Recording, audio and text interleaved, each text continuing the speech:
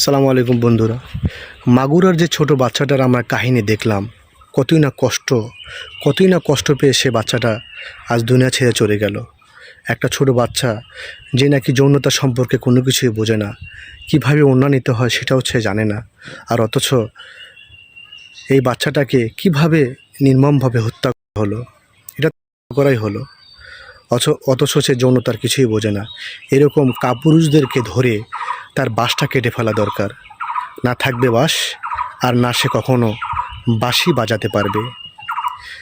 সমাজে একটা প্রচলিত কথা আছে, বাপে মেয়েকে বলতেছে মা ঘরে কে রে, মেয়ে বলে বাবা খালাতো ভাই। কয় বের কর বের কর, ঘর থেকে বের কর। সিংওয়ালা গরু যেমন বিশ্বাস নেই, তেমনই চ্যাটালা ভাইয়ের তেমন বিশ্বাস নেই। আজ একটা ছোট্ট মেয়ে তার ভাই এবং বাপ ছাড়া আজ কারো কাছে সে নিরাপদ নয়। এমন একটা পরিস্থিতি আমাদের সমাজে সৃষ্টি হয়েছে।